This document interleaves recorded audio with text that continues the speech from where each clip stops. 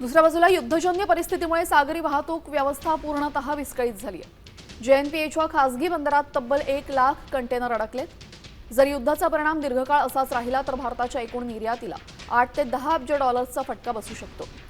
Container बाहेरच जात नसल्याने बंदरातील एकूण साठा आणि रेफ्रिजरेटर कंटेनरची संख्या आता हाताळण्यापलीकडे गेलेली आहे।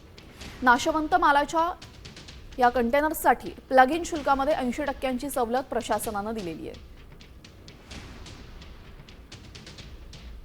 JNPA बंदरामध्ये साधारण 1,16,000हून अधिक कंटेनर अडकलेले आहेत।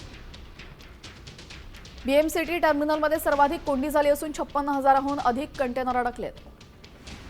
10 ते 14 दिवसांनी प्रवासाचा कालावधी वाढलेला आहे। द्राक्ष, केळी आणि तांदूळ निर्यातीस मोठा ब्रेक लावण्यात आलाय। भारतीय निर्यातीला 10 अब्ज डॉलर्सच्या फटक्याची भीती आहे। रेफ्रिजरेटेड कंटेनरसाठी प्लग इन शुल्कामध्ये 80% सवलत देण्यात आलेली आहे।